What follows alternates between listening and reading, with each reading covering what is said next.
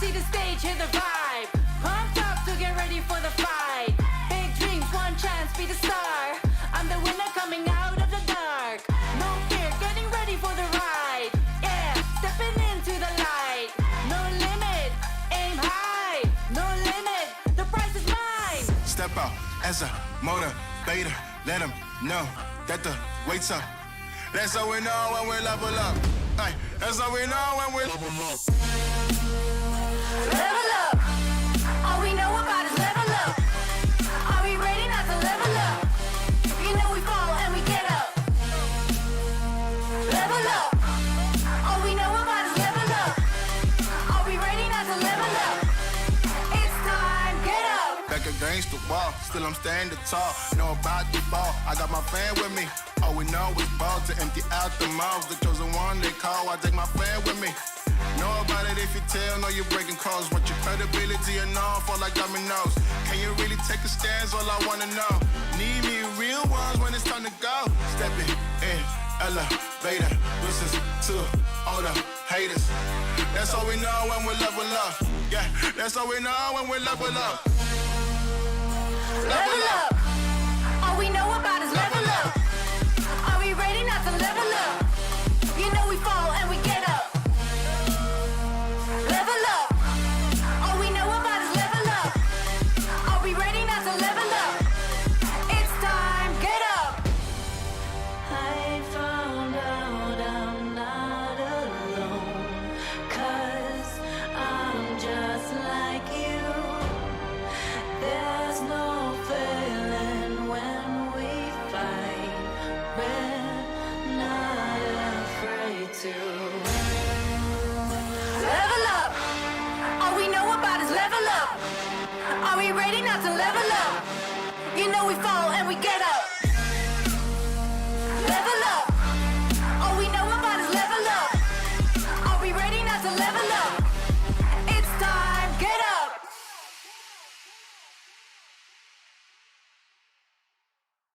ESL Mobile Open is brought to you by DHL and Pay Safeguard.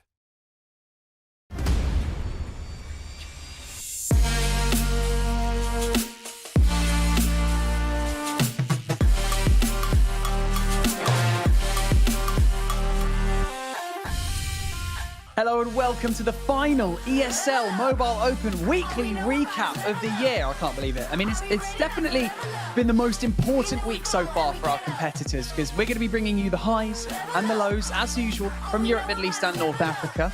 And today we've got PUBG, we've got Brawl Stars, and we've got Clash of Clans. So I believe the question to everyone is, who made it through? Who made it through to the play-ins? And that's what we're here to tell you.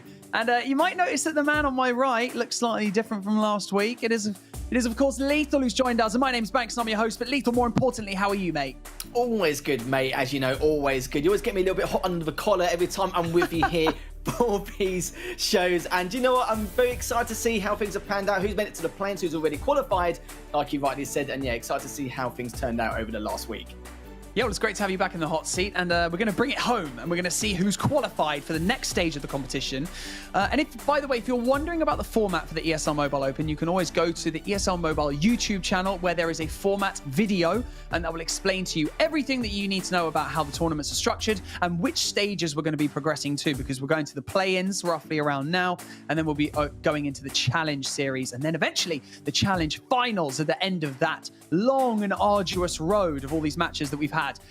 But that means right now, mate, we can just dive straight into some gameplay because the scenes that have been created on PUBG Mobile this week have been crazy. So we're going to kick things off with PUBG. We're going to kick things off with PUBG Mobile, Lethal, if I can get my words out. So one thing that we do need to let you know as well, the ESL Play website is going to keep you up to date with the latest leaderboard updates. And we're still tallying up points from this past week. But yeah, Lethal, we are going straight into GMT Esports on Erangel. And you said earlier this is around military base. Currently on 9 kills.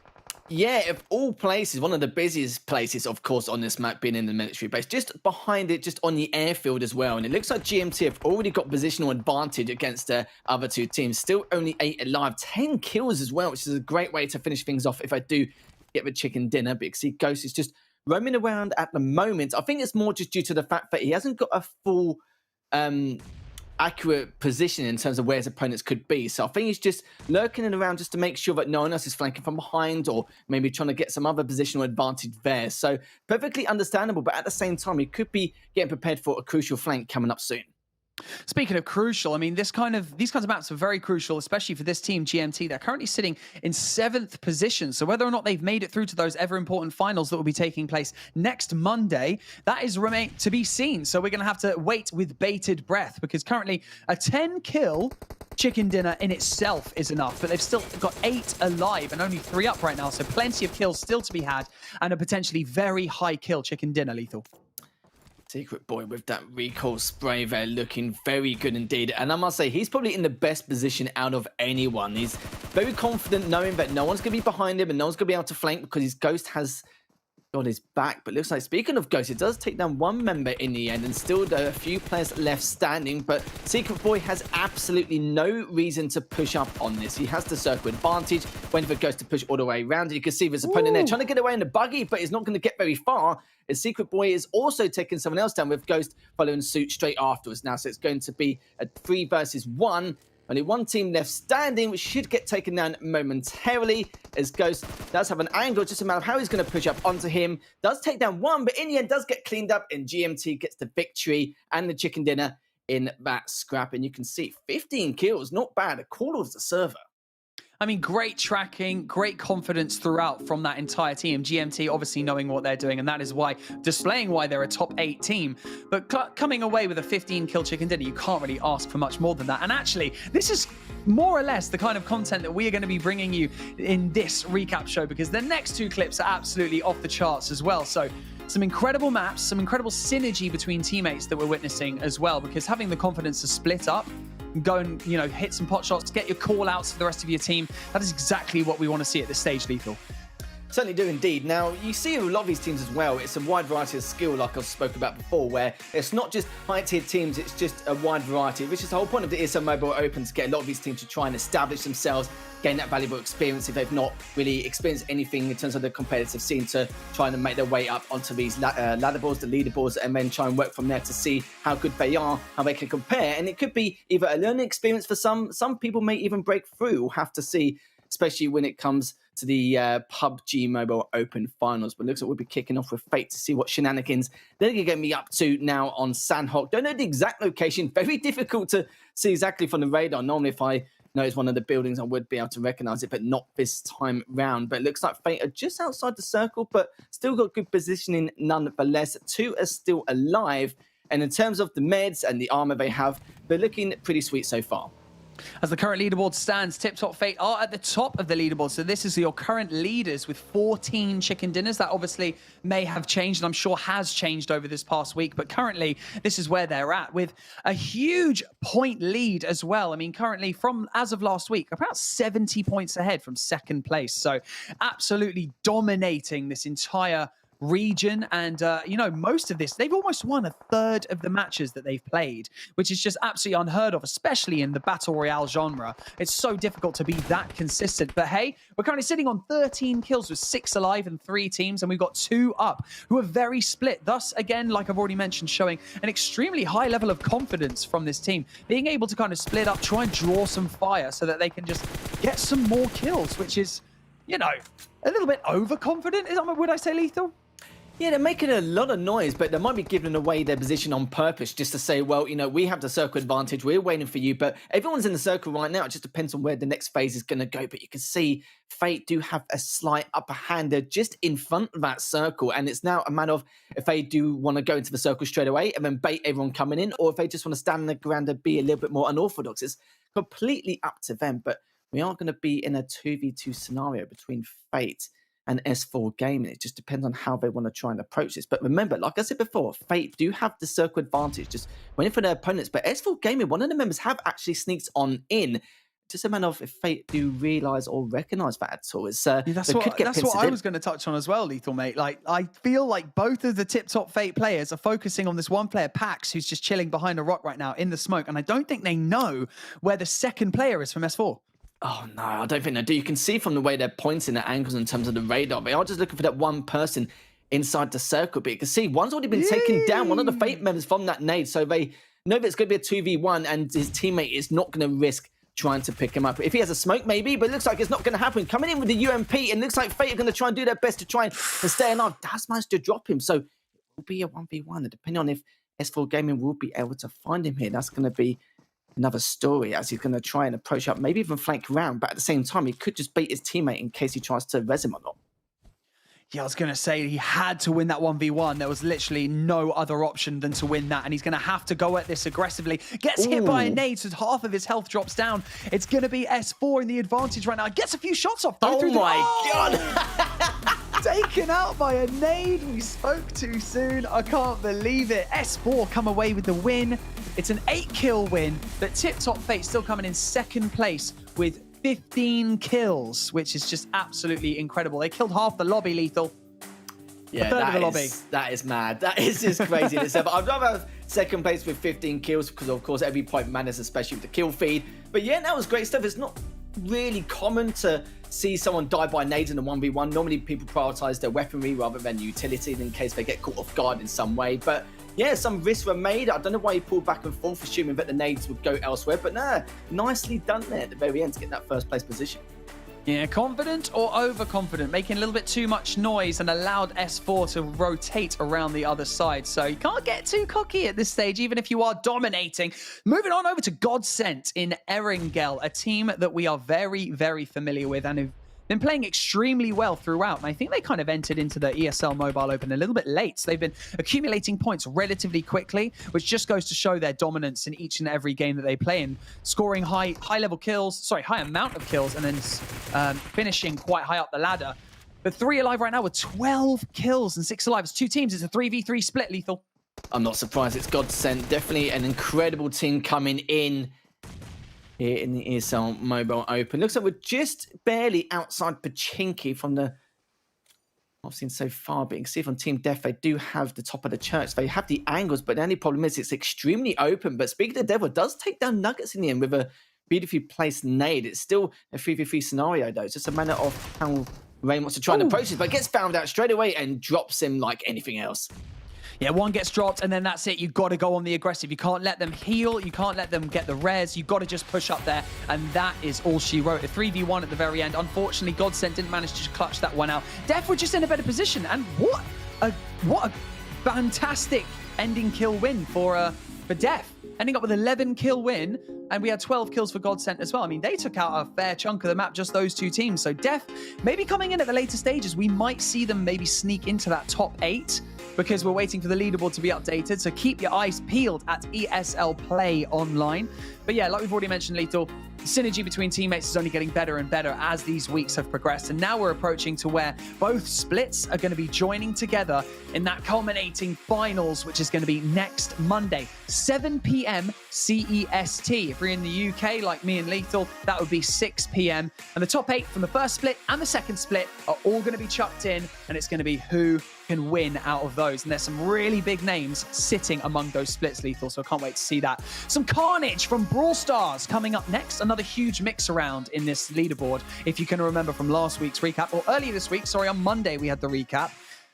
The leaderboard's just been crazy. We'll get to it. Don't worry. I'll see you in 2.5 minutes.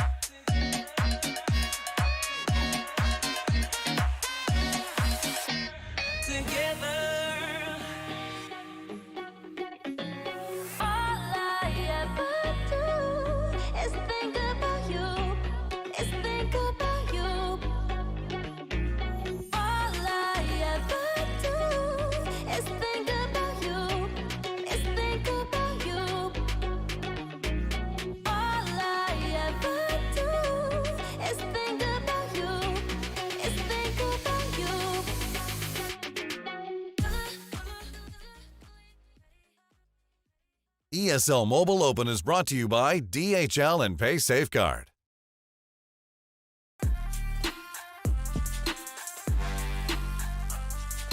The Brawl Stars bracket was definitely flipped on its head last week, okay? So we're going to have to run down a few things. Na'Vi came through with a 20-win streak, and we're sitting in second. Pharmacy Senders got sent back to 7th from first, and we had a 12-win streak for Big. It was extremely tight at the top spot.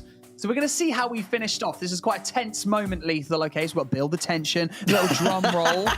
Right, let's get the leaderboard on the screen so we can have a cheeky look and see what's happened with this leaderboard, because later on we got the play-ins. You know it. Triple X ended up being the top team by 3 points. They snatched the top spot from Blood Diamond and Na'Vi, who are all chasing for it. And I tell you the reason why, okay? Blood Diamond only played 5 matches in their final week. Triple X played like 13 and ended up with a 13-win streak. So it was just unreal, Lethal. It certainly is. Blood Diamond and Na'Vi were literally the dominant force on this ladder for the last, few weeks now, for the majority of this second ladder. And Triple X went, nah, that's all right. I'm just going to sneak by in and nick your first place. You guys can play the play-ins. That's fine. Like, we're not fussed about that. And you're right, though. Na'Vi had a 20-win streak, and you're going to find out later who actually stops that win streak later on. But I do feel sorry for Blood Diamond because it's the second ladder in a row where they were actually heading for that first place finish to skip the plane to go to the ESL Mobile Challenge, but it did not happen. But this is definitely a scary thought for EXO. EXO were the team who actually placed 3rd in the ESL Mobile Challenge finals last season, and this time round they just barely scraped by one measly point just to make it to the plays, and that just shows how strong this region has been this time round in comparison to last season.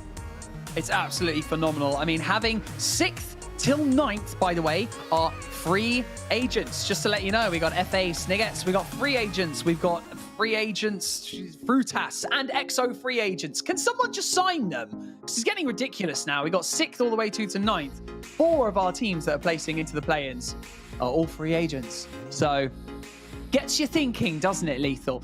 But yeah, Esports Empire unfortunately only just missed out after losing their final ladder match against Cordoba. They only just managed to... If they'd have won that match, they'd have taken out EXO free agents and they would have been the 9th seed.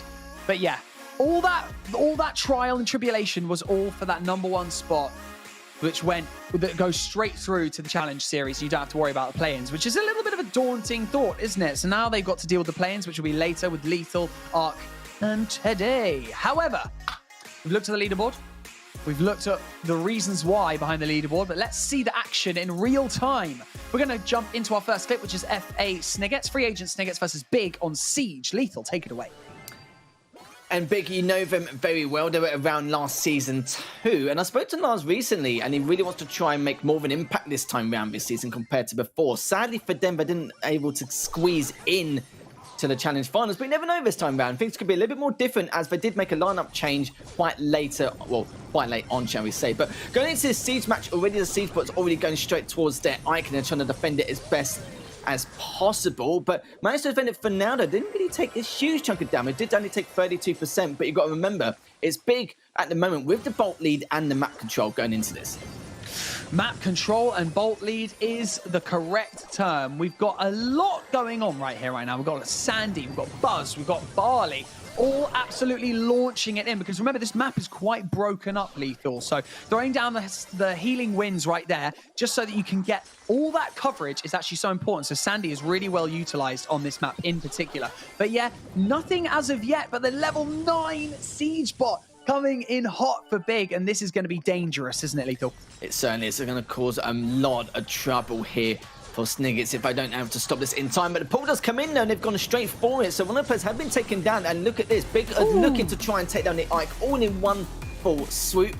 And there we have it. Big looking very good so far this season. Yeah, Big also with a little bit of a switch up with their brawler composition for the second round of Siege. We've got a little bit of a B situation going on. We've got Frank, and I believe coming down from up top is... Oh dear, Lethal, I'm having a brain fart moment. It's all right, it's to Shelly, mate, it's to Shelly. It's to Shelly, don't worry about it. Go on, Shelly. Who you got on your back? It's Michelle. Okay, so... Big still super aggressive. A level 12 Siege bot coming in hot for the first siege bot of this particular matchup. So this is going to be absolutely so dangerous. They're going to have to defend for their lives right now, Lethal. They certainly will indeed. And with that Frank, it's going to be extremely difficult because he's such a tanky baller to deal with. And it looks like it's just not going to happen at all. They've literally just stood still, knowing their fate, knowing they're going to lose that. And Big turn out in a nice, swift 2-0 victory. I'm not gonna lie, you did tickle me with the Michelle bit earlier on, so I'm glad you carried on speaking straight afterwards. But yeah, some interesting baller picks there you saw. I think the Frank was definitely a great option to switch with just because of his the HP, how much he can tank to give Shelly a little bit more room to breathe, to make those pushes. But yeah, really clean victory there from Big. Yeah, just overwhelming attacks. I mean, you've got the level 12 siege bot coming down the left-hand side, and Frank just pushing down the right, and no one's really paying attention to that particular push. And then he's got all the time in the world to just try and absolutely level out that safe at the back end. So all is good in the hood for Big right there, right now. So we're going into our second clip. Free agents Frutas, previously known as Noble Elite, going up against free agents from the UK. Here we go. It's Heist. Let's do it. Yeah, I haven't seen a huge amount of Noble Elite, so it's nice to see them back and still together again. But let's see what they can do in this matchup. It will be Heist, and Melanie does get taken down by HK. Cyclone also takes him down as well. So they're giving free range on this safe and trying to do as much damage as they can before they get cleaned up. It looks like HK does manage to get away, just barely though. He needs to try and recover as well if he can, but it looks like John didn't actually realise he was going to come straight back. But HK doing so much work. The amount of map influence he's actually shown so far, and the amount of damage he's actually dealt as well and inflicted across the board is just magnificent from what we've seen. Yeah, it's the movement, isn't it? Just Edgar, like, he offers up so much great movement and so many great opportunities to maneuver around the map to catch people off guard. It's just so useful in Heist. So yeah, surprise attacks again. HK with the drop and managing to push over and just absolutely go hell for leather on that safe. Already notching down a lot of that damage right there. And yeah, it's actually quite refreshing to see all these different brawlers being utilized. And just like you would think that it would be regarded as so OP to use someone like Edgar. And so you would imagine that he would get banned straight off the rip. But actually, just the ability to use it is just fantastic. And I love to see a little bit of variety. And you know, we used to see the same brawler competition all the time, Lethal, didn't we? Especially in the spring season. Oh yeah, there wasn't really too many off-meta picks you'd normally see, but we might see it in the planes later on this evening. We'll find out soon enough. But Frutas now, even though they're down to 15%, they can't let any players sneak around to finish off their safe because it's down to 15%. But the ball rush comes in to destroy the structure. Now there's an opportunity now to try and do more damage to the safe, but they do not, which is a little bit of a shame there. But I love the Edgar usage. HK tried to jump onto the safe, but looks like they managed to finally clean it up. And yeah, normally on the highest, it's quite common to see normally a Colette. We haven't actually seen this time around, but that's because of the map choice. But we do see a lot more Edgar compared to before. I mean, that player right there, HK, absolutely decimating throughout that entire. He was my VIP for that matchup. For sure, a 2-0 going in the favor. And thanks very much. Time for our third clip. We've got Na'Vi. This is the big one, isn't it? Na'Vi versus Triple X. Okay, Triple X, as you've seen from the leaderboard, end up closing this one out and going first seed throughout the play-ins. They don't need to take part in the play-ins. But also, what's the other little bit of news, Lethal, that you can dish out for us? Well, BBGs did used to be part of Na'Vi, but now is actually part of the Triple X squad. So now he's actually fighting against his ex-team Na'Vi, as Na'Vi has picked up Alex instead. But I'm sure a lot of people will recognize some of the names on the Triple X roster as well, especially with Dark and Stop Rob. And we have to see what they can do against Na'Vi. It must be, you know, pretty difficult for the likes of Na'Vi, because BBGs can literally just pass on any strats or any plays, or individual plays especially, in terms of their initiative and what Na'Vi get up to 9 times out of 10. So it must be very difficult for Na'Vi to counter. But going back to the game, though, Stop Rob does get cleaned up as the tick. Still going to be a 2v3 scenario. Hasn't got the numbers, and it's going to be definitely a long game here, as you can see Triple X already just trying to keep them back, but needs to make a push at some point as they're behind by 7-8 stars now. Yeah, I think BBGs was slightly AFK just for a short period of time there, but now he is back. We are ready to roll 14-10 right now. They're going to have to get hyper aggressive now on the defensive side of Na'Vi, sitting at the back. So now BBGs is going to have to push up and really go hell for leather. 17 stars to 13 right now in the favor of Na'Vi. Okay, here we go. Triple X going to have to do something about it. 7-5 right now. And we had a bit of a switcheroo, haven't we, with some of the brawlers? We certainly have. BBG's actually come out with the Mortis now, and let's be honest, everyone knows BBG's for his Mortis anyway. It can be really dangerous if you let him get away with any kind of flanks or just let him dive on in. But they already realised, Jason knows that BBG's is just behind that one piece of structure, waiting for his moment to push on in, because Bell, and you can see they're just still pretty weak on the left-hand side, but you can see it as well at the top. Alex is just trying to keep him back with the tick. It's been pretty tough road for him here, but let's be honest, on this map, having a couple of ticks and the bells is pretty standard, but BBG's wants to really make a go of something with this Mortis, but he's down to half HP. Jason can smell blood in the water, but looks like BBG's come straight in with the Mortis, cleans that one, could go for the bell, but knows just a little bit too weak and is going to wait for another opportunity to come on in, but he is up by 2 stars now. Yeah, great use of the movement by BBG's. Definitely knows that Mortis movement. Is obviously, like you've already mentioned, known for his capability using the Brawler Mortis. So extremely impressive. Dark with those extended shots out. We've got 11-7 right now. They don't need to get aggressive, but BBG goes and takes one of them out anyway on the top side of the screen. He's going to have to maintain his composure up top. 14-7 right now. He's going to have to retreat just to play it a little bit safe. So now we've got 1 apiece.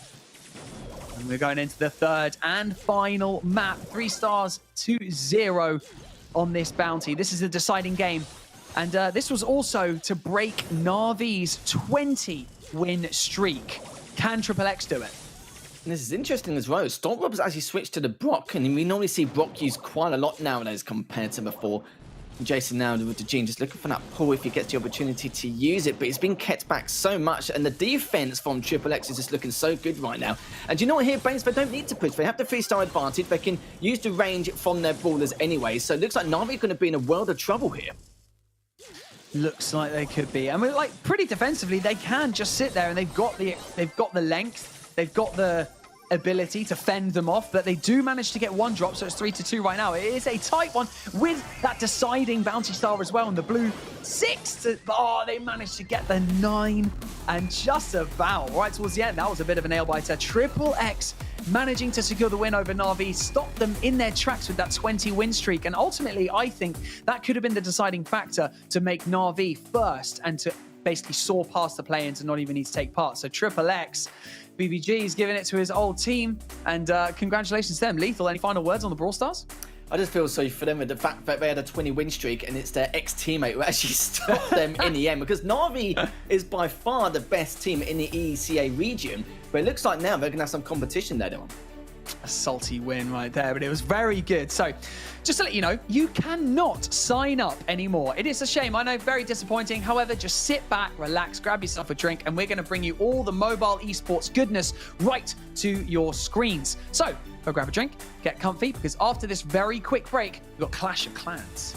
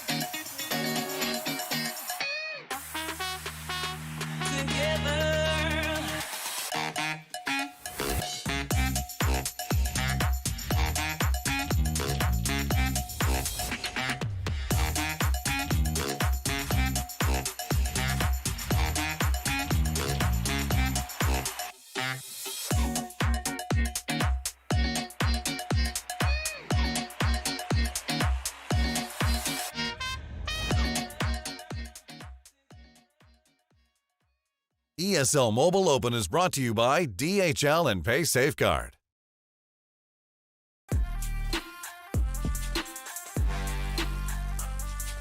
A similar situation to Brawl Stars, Clash of Clans is super tight at the top, okay? And that comes as no surprise because we have so many talented teams out there. And it's a bloodbath, Lethal, all right? So I have a question for you. Who did you have pegged to come first out of the Clash of Clans ladder to make it all the way through and not have to worry about the play-ins? Who did you have pegged for it? I'm not really sure because there was still quite a few names there where I assumed they would make it through no problem. I thought like Robotic Gaming or maybe Penta, some of the names which spring to mind, not just because they're an ESL Mobile challenge, but it comes with their reputation, their wealth of knowledge, you'd have thought they would have stormed ahead. Well, IF Esports have been parked at the top of that leaderboard for the last 3 or 4 weeks, I'm sure of it. So they should have closed it out on top, but let's find out. Let's have well, I'll discuss it with the leaderboard with you actually, because we're not actually going to dive into leaderboard because the play-ins were yesterday. IF Esports did not come out on top. Carnage Gaming had a 13-win streak, and in that 13-win streak, they beat Repotted, Skystars, Dark Unicorns, and Toria Tavatan. So Carnage Gaming straight through. So here we go. GHRS and Repotted Gaming are also going to be advancing because look at that bracket they went through. GHRS beat Nolex to send them into the lower bracket, and Repotted Gaming beat Penta to send them into the lower bracket as well. So the lower bracket situation was Refugees paid IF and Refugees won. So IF that entire time at the top of the leaderboard are now out. That's it. They're complete. They're gone. And I can't believe it. And Nolex ended up making it all the way through and eventually beating Refugees in the lower bracket and coming out on top. So your 3 qualifiers through to the challenge series are Nolex, Repotted, and GHRest. Lethal, what do you think about that? I'm still gobsmacked, and I think it's something we need to discuss as well. The fact that Penta didn't make it, they didn't reclaim their spot at all. It wasn't really in their nature. They're a very consistent team, and we saw them last season. They were looking very good. We know sometimes that Penta can be a little bit hot and cold, but I'm surprised that they lost to Refugees United. They were getting better and better as they progressed, and don't get me wrong, to Refugees United, they're a new team, and it just shows with some new faces. It's not to see them come out of the woodwork across the board. But Nolex, in the last play-ins, they lost in the losers finals. Last time to miss out on a place, I was thinking to myself, no, just don't let it happen again, please, because this is what happened to Silent Cyphers last season, where we got to losers finals twice and missed out on a qualification spot going into the ESL Mobile Challenge. But Nolex were able to secure it, and when we interviewed him as well, he wasn't super hyped about it. It was just like, oh, like, my God. Like, he was just relieved that finally he was able to make it after such a long stint in the losers bracket. But fair play to them. They worked really hard. They looked great across the board, and look forward to seeing how they do in the ESL Mobile Challenge this season. Yeah, I quite like the turnout. GHRS did really well in the spring season, didn't make it through. They've made it through this time, so they're going into the challenge season. They did very well during the play-ins. And then same with Red, they absolutely powered their way through that lower bracket and did extremely well. So the 3 clips that we're going to be showing you today are all from yesterday's play-ins. So we're going to dive straight in to the number 1 seed out of this second split, which is GHRest. And this is actually against Nolex. This is what knocked Nolex down into the lower bracket. We've got a Queen Charge Dragon Riders, nothing that we haven't seen before in this season in particular, because as we all know that the air attacks are super overpowered still. So starting things off slow with the Queen Charge, trying to isolate any black bombs or red bombs that are still lurking around in the compartment where the town hall is. So sending in a few loons just to try and get those so that when he sends the blimp in, it doesn't get caught up by too many bombs and it'll actually make it to the town hall, Lethal. Yeah, Queen Charge Dragon Rider, you know what? It's definitely the most attacks we've seen from that composition last season. I'll be interested to see if anything overtakes it this time around, because it's died off a tiny bit, but not a huge amount to, you know, pave the way for any other compositions coming in. We still see a wide variety yesterday already, but we've already got the blimp coming in, like you already said, making sure there's no air bombs in place with the sneaky goblins going to attempt to take down that town hall, and the Queen's already done a great job funneling into that south compartment to take down all of the defenses down below. But we'll be delayed a little bit with the lava hound anyway, so we'll be taking a little bit of time and be interested in see the position of these Dragon Riders, but still got a fair amount of rage spells and the invisibility spell later on if it does need to be used as well. Yeah, see, I think that the difference is that with the meta, if the meta is so strong towards Dragon Riders, the base builders are just going to start adapting it to just defend entirely against air attacks. So nearly all of the defenses and nearly all of the traps are just going to be aimed at air defending against air attacks, essentially. So yeah, anything that can take down loons, anything with splash damage, just get it all around the town hall so that maybe we can take out as much as we can. But this queen charge is still going very strong. The problem is he hasn't really deployed a huge amount of anything else. So he's got to keep an eye on that time because it is slowly slipping away. Now we're coming in with some bulk. We're sending in some of the heroes into that left side compartment at 9 o'clock. The Royal Champ and the King. We're still waiting for the Grand Warden because the Grand Warden's going to come in with the Dragon Riders. And here we go. North side of the base. You can see the Dragon Riders being dropped with the Grand Warden and the minions behind for some extra cleanup. Those Dragon Riders are going to do a huge amount of work. So when's he going to pop the Grand Warden's Eternal Tome? Right there, right now. Gives an extra 10 seconds so that he can defend against the Eagle Artillery that is absolutely bashing down on those Dragon Riders. You can see now the Queen popped her ability just a little bit earlier than expected. Still, you can full use of that raid spell. Good placement there from Kingpin. But still, the Dragon Rider's doing absolute work. And I must say, great position in terms of actually releasing those units on those Dragon Riders from the northwest side to take on the AD straight away. But this is looking very good so far. A nice methodical approach here from Kingpin to make sure you can clean up the rest of this base. It's only got the AD to eye up there in that corner. But apart from that, that's going to literally be about it. It's going to be clean-up duty from here on out. There's going to be a triple for Kingpin, and that is why a team like GH Rest has qualified for the ESL Mobile Challenge, and look forward to see more of them later on in October. Yeah, still so many units up at the end there as well. And as you can notice, the way that Kingpin took out the whole left side of the base, it gave the Dragon Riders and the Grand Warden just a completely clear view all the way through down that right-hand side from 12 o'clock all the way down towards 3 o'clock and just managed to take everything out in a clean sweep. So that's what you're trying to do. You're trying to funnel those Dragon Riders all the way down that top right-hand side. So our second clip from our next advancee, or the next team that advanced through to the challenge series, which is of course Repotted Gaming. They're coming in with a P.E.K.K.A. smash. This is our second clip from the play-ins, and this is going to be a very spicy one from General X. Going up against Penta, a team that you've already mentioned, Lethal, who you're very surprised to not see make it through, and they're extremely consistent. It just wasn't for them. It wasn't their time, unfortunately. But the Grand Warden starting things off can typically be very, very slow. So you have to keep your eye on the time if you're going to do a Warden walk to kick things off. Yeah, this is exactly it. You know, with the Warden, yeah, it's slow, which is a bit of a pain in the backside for anyone starting off instead of the Queen. But the main thing is that he does have the range to take out at least the Eagle Artillery, so that's the bulk of the DPS from the side of Penta for Noah anyway, to give him a helping hand when he launches this army out later on. But we did see probably about half a dozen Super P.E.K.K.A. smashes over the course of the last play. So you know, Ground did get some love here and there anyway. And I must say, yeah, it's like I said before, Penta, they're a very consistent team. Repotted Gaming, it depends on their day. They're very hot and cold, but they were seriously hot in the plains yesterday, from what we witnessed, and reclaiming their spot in the ESL Mobile Challenge. But the Warden's still doing a lot of work here. Like I said, it's going to take a little bit of time, but the Ice Golem will come out to tank some of that damage for the P.E.K.K.A. Because you can see already, just pushing slightly from that 2 o'clock side with another P.E.K.K.A. coming out on the 3 o'clock position. Yeah, so one thing to keep an eye on right now, keep an eye on the Super Wizards coming in now from the 2 o'clock position. They come down into this compartment and they just decimate. Your only objective is to keep the Super Wizards alive as long as you can, because their health is so poor, they really do not survive for a very long time. So keep them up, use invisibility spells, rage spells, and get the Grand Warden's Eternal Tome on them. Maybe even use a few freeze spells to keep them out of range from some of the defensive structures. Because look how much of the base that they took out. They are now eventually down because of the Giga Inferno out of the Town Hall. But oh my goodness, they took out basically that entire right-hand side of the base. So much chain value from those Super Wizards was absolutely incredible. And actually giving the P.E.K.K.A.s a little bit of a less load to have to deal with on the back end. There is, however, a single target Inferno that's melting these P.E.K.K.A.s right now. So they need to get it down ASAP, Lethal. And this is the problem, you see, like, in terms of the defense of Noah, he knows he's in deep trouble due to the fact that we've noticed it before. Look, the RC, it's not even been launched yet. The RC wasn't even required, and even if he does use the RC, there's not much defense left to even deal with now. So do you know what? He can just launch it whenever he likes, but it looks like she's going to probably have a day off for this attack anyway, so he's going to be perfectly fine. The Queen still hasn't even popped her ability. That just shows how clean and how smooth his attack was from General X. Just doing cleanup duty here. That P.E.K.K.A.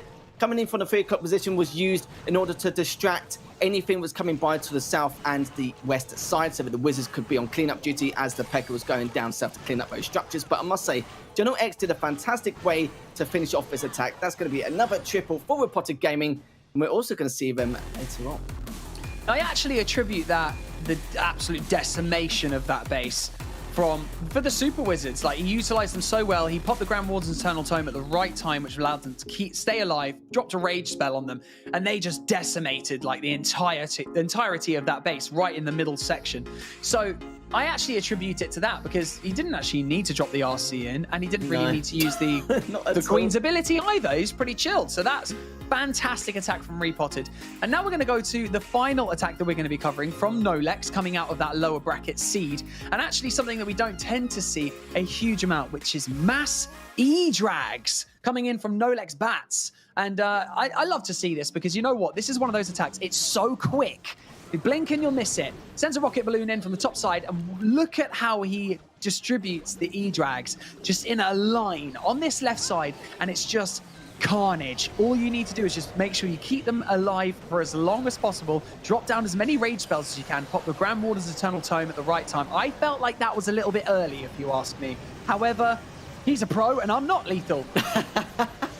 Well, with the E-Drags, anyway, not a composition you see every day. It does normally lurk in the shadows with the Inferno Dragons, but it's nice to see Bats coming out with this comp anyhow. But still looking very good so far, just full on aggression, just making sure it's split perfectly enough to make sure that to take on all these defenses along the way. You can see the Queen as well on the south side, just taking out some of his Wizard Towers as well to avoid that splash damage later on. But this is looking very good, and that's going to be the last rage spell coming down. As in terms of placement, it's looking pretty good, and we'll be diving straight into it just to catch up with the rest of the army.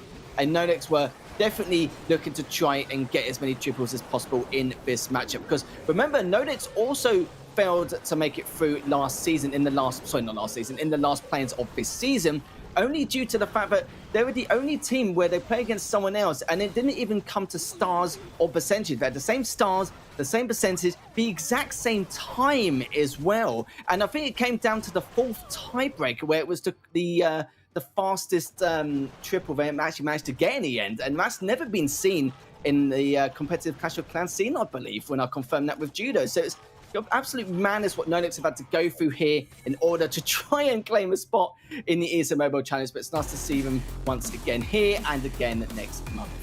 Yeah, rages and freezes, that's all you need for that. Rages and freezes. If you're going to use mass E-Drags, that's all you really need. Place them correctly. I feel like he may have placed them a little bit early. That's why the E-Drags died out quite quickly, but he had enough in the back end for the cleanup. And GG's right there to Nolex. Congratulations to those three teams for making it through. We now have a board. We have a board of successful advancees. I don't know why I keep calling them advancees, Lethal. I like him. I like him. The clans that have made it through into the challenge series. You've got Time to Throw, Alternate Attacks, Badzinga, MCES, Carnage Gaming, GHRS, Repotted Gaming, and Nolex. Congratulations to those 8 teams who have qualified for the challenge series. It's going to be absolutely incredible, and we cannot wait to see it. Lethal, I have to ask you right now, because no one could sign up right now. It's just you, the screen, and Destiny Fulfilled, because the challenge season is now coming in hot after today's play-ins. But Lethal, I got to ask you, moment of the day. I always ask D-Man. He hates it when I ask him, but I always ask him anyway. I'm in the same boat. Moment of the day for you. I think the only moment we have to take into account is Na'Vi their 20 win streak. Not only is the fact that it was stopped by Triple X, but an ex-teammate. Nothing more.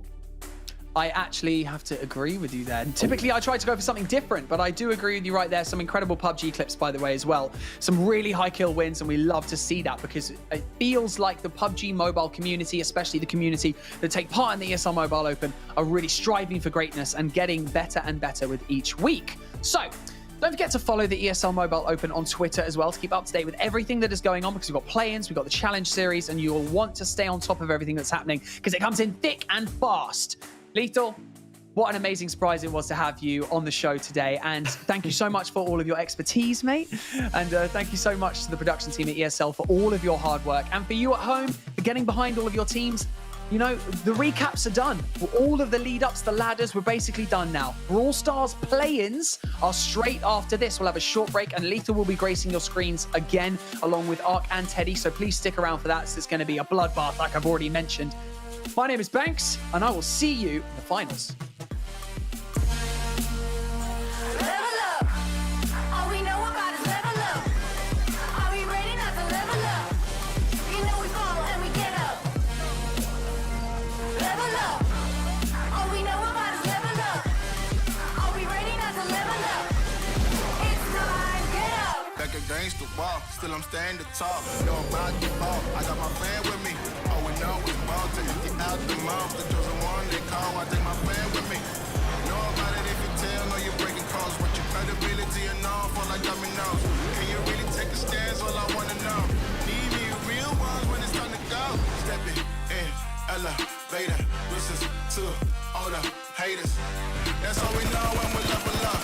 Yeah, that's all we know when we level up. Level up.